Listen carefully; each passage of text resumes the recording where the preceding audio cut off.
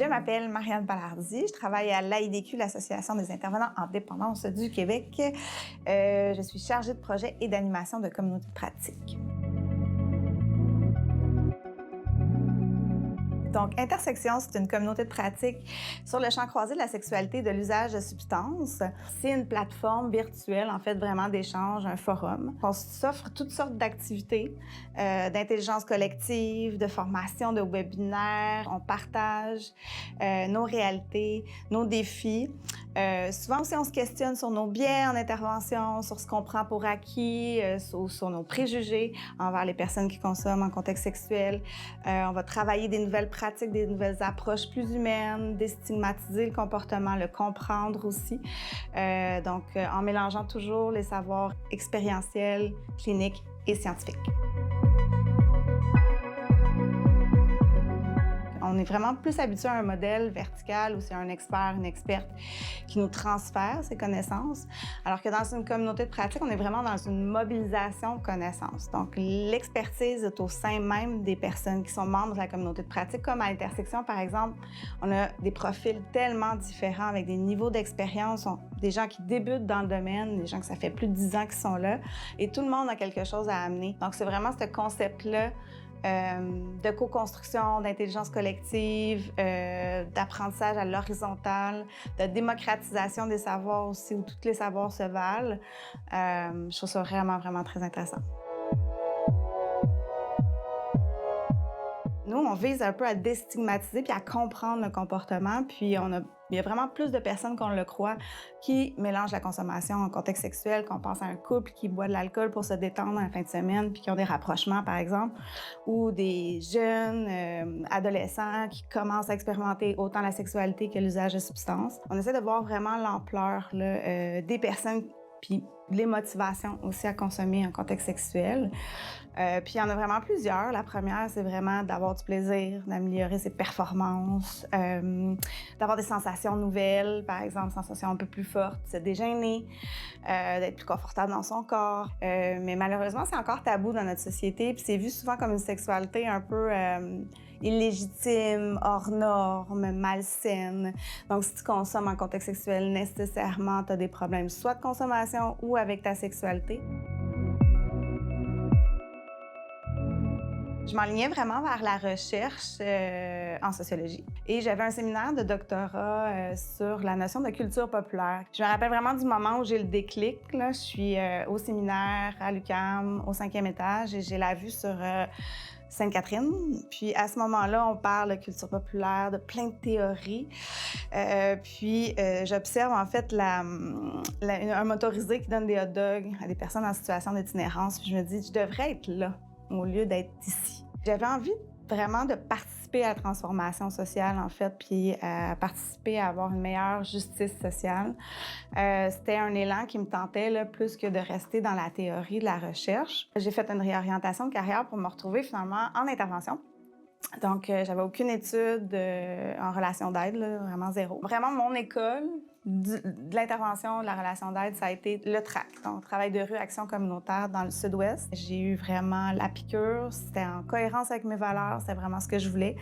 Des personnes résilientes aussi, comme une sous-culture de personnes qui font du travail du sexe, qui consomment depuis des années, qui ont des parcours incroyable de vie. Alors, ça m'a quand même vraiment transformée, puis mon souhait de justice sociale ou de transformation sociale a été quand même assouvi à un certain niveau de ce que je pouvais amener, en fait, sur le terrain.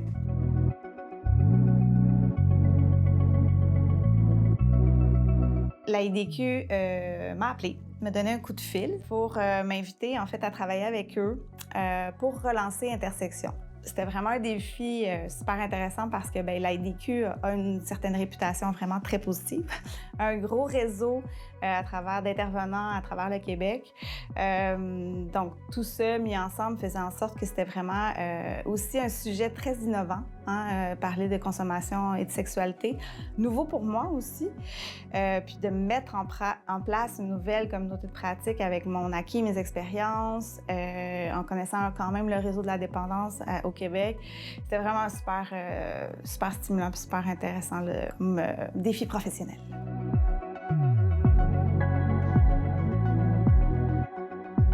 Quand il y a des outils qui sont construits, qui proviennent de la recherche, mais on peut aussi les faire diffuser plus facilement, puis que les intervenants se les approprient, par exemple. Notre premier outil là, qui est sorti, c'est un guide d'accompagnement sur le consentement sous influence qui a été co-créé là, par plus de 75 professionnels sur 2 ans d'intersection. Mais c'est parce qu'on a vu l'opportunité.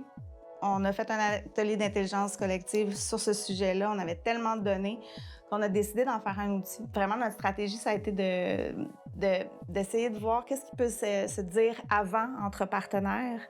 C'est quoi nos codes? Comment je reconnais que j'ai dépassé ta limite? Il faut savoir comment on va aussi réagir sous les effets des substances.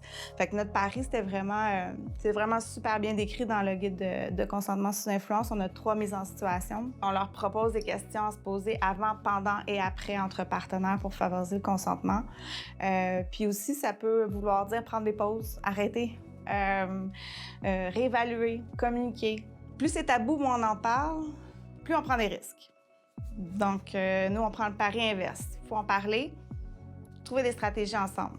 Puis, c'est ce qu'Intersection essaie de faire. Intersection a 4 ans cette année, donc on va commencer notre 5e année l'année prochaine. Les communautés de pratique ont habituellement tout un cycle, puis elles ne sont pas éternelles. Donc, elles peuvent mourir si on n'en sent plus le besoin ou si on sent qu'on a épuisé, en fait, les discussions ou on a atteint simplement les objectifs d'améliorer les pratiques.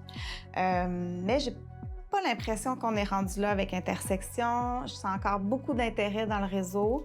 Puis on sort des outils aussi qui vraiment rayonnent, qu'on sent qu'il y a vraiment encore un besoin vraiment d'outiller les intervenants. On a plein d'idées de thématiques encore à venir. Donc, on a atteint une certaine maturité vraiment intéressante puis un foisonnement.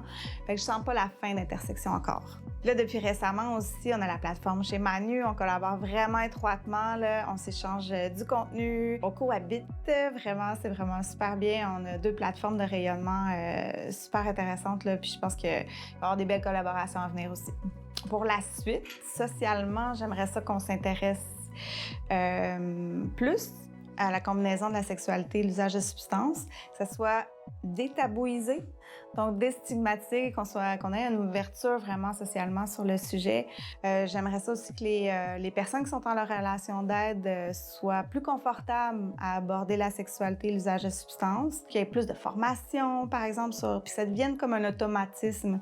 Dès qu'on parle d'usage de substances, on essaie de creuser un petit peu le phénomène en contexte sexuel, de façon, évidemment, sans jugement, bienveillance, puis dans l'ouverture.